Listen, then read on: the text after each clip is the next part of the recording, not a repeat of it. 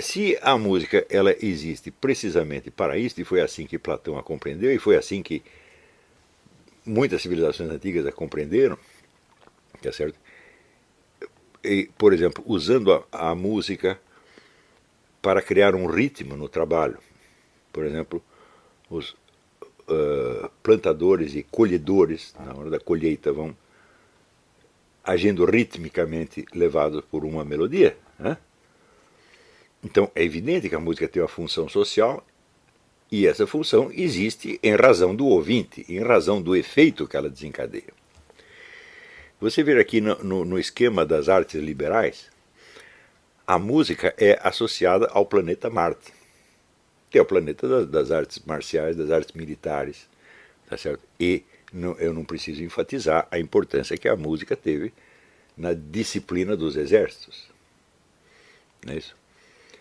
Então, isso quer dizer que a música não surge como um território puro e separado do resto. Ela se separa posteriormente na medida em que os músicos se consolidam como profissão e adquirem um certo prestígio a partir do século XIX que eles não tinham antes. Você vê que o músico, no tempo, por exemplo, de Luís XIV, o músico era considerado um funcionário da corte como um cozinheiro ou como uma doméstica. Quer dizer, um aqui faz a comida, o outro faz a música para a gente ouvir enquanto está comendo. Então, o músico não era uma profissão de prestígio. Né? Você vê que os músicos daquela época, nenhum foi chamado de gênio. A ideia de gênio só surge no século XIX. Né? E na hora que os músicos se tornam uma profissão altamente rentável. Né? Você vê que um camarada como Bach, por exemplo, sempre teve uma existência muito humilde de funcionário menor. E quando você chega depois, no século XIX, você já vê, por exemplo, um Beethoven mandando as favas toda a aristocracia, porque ele considera, eu sou um gênio, esses caras são umas bestas. Então ele já cria uma outra hierarquia, que é a hierarquia do talento, que deve se sobrepor à hierarquia social herdada dos costumes, da tradição, etc, etc. Quando depois você passa de Beethoven a Wagner, tá certo? Wagner escravizava, né, os seus patrocinadores. Escravizava, humilhava, comia a mulher dos fulanos e ainda saía falando mal. E achava que estava no seu pleno direito. Por quê? Porque ele era o gênio da música. Então, a ideia de uma música pura, ela é um subproduto da ascensão social do músico. Que pensa assim, se o Wagner pode impor toda essa humilhação, né, às pessoas das altas hierarquias sociais, então nós podemos impor a humilhação a todo mundo. Nós fazemos a música do jeito que nós queremos e pouco importa o ouvinte.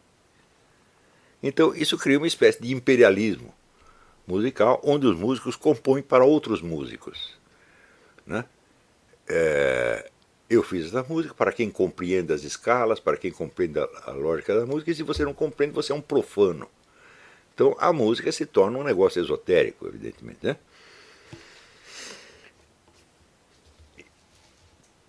E com isto, vamos dizer, toda a finalidade social da música se perde. E começa a surgir um outro tipo de música que atende à função social, que é o que hoje nós chamamos de música popular. Viram, o que nós chamamos de música popular não é o que um cidadão do século XIX, ou XVIII, ou XVII chamava de música popular. A música popular era a música do povo, era a música, o que nós chamamos de música folclórica. Era o próprio povo que compunha para si. Tá certo? Não era uma música industrial, nem industrializada. Não se tirava milhões de cópias. Você, para ouvir aquela música, você tinha que ir até os lugares onde se tocava aquilo. Né? Na década de 60, 70, houve um cidadão chamado Marcos Pereira, que fez uma majestosa coleção de discos sobre música, essa verdadeira música popular brasileira, onde ele ia, né, ia no Amazonas, ia no Rio Grande, ia no Nordeste, tudo quanto é lugar, gravava a música que o povo cantava no local, dentro ou das suas festas, ou das suas circunstâncias de trabalho, etc, etc, etc. Então, o que aparece com o nome de música popular não é mais isto. Não é uma música feita para o povo, para o seu uso imediato.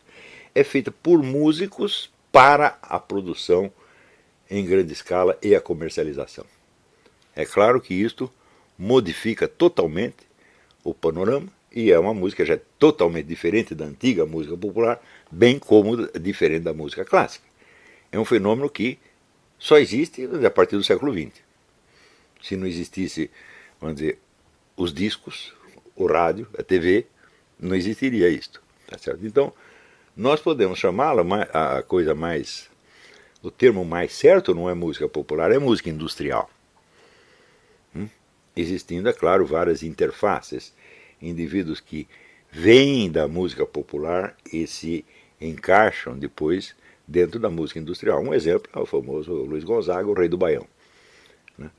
É um homem que começa a fazer música para o seu local, para a sua cultura local, tal, mas depois alguém ouve e chama ele para gravar disco e ele começa a fazer sucesso. Outro exemplo é o Dorival Caymmi. O Dorival Caymmi também tem uma origem popular. Não é isso?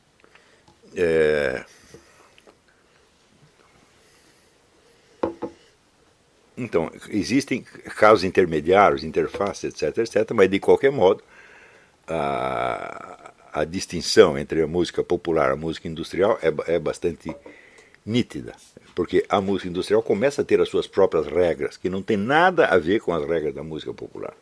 A música popular deveria servir para alguma finalidade social daquela comunidade. Por exemplo, é a música para uma festa, né? É a música para acompanhar o trabalho, é a música para um casamento, etc, etc. De repente, a finalidade da música é o quê? É vender disco. O que significa que, de preferência, ela será parecida com as outras músicas que também venderam disco. Não é preciso dizer o imenso impacto imbecilizador que isso teve sobre todo o Ocidente. Mas a música industrial, ela é um subproduto dessas teorias musicais do começo do século XX.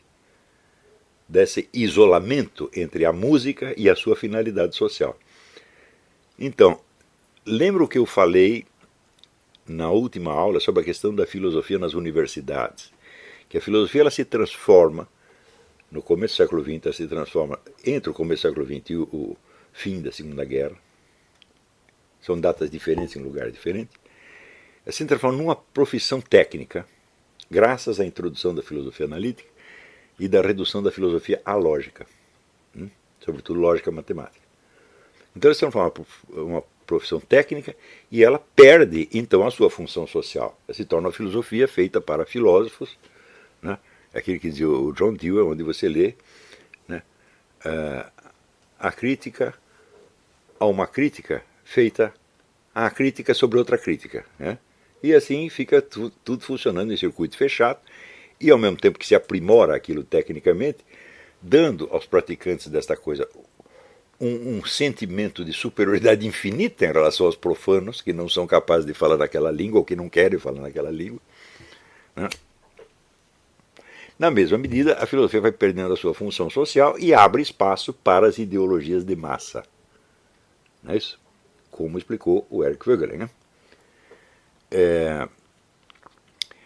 Então, o fenômeno da música industrial segue exatamente a mesma linha, né? A música se fecha numa comunidade profissional de eleitos que se consideram infinitamente superiores aos profanos e vem alguém e ocupa o espaço. Portanto, que essa música industrial acabasse desempenhando também uma função eminente em favor das ideologias de massa, não tem nada de estranho, porque são fenômenos que surgem da mesma origem.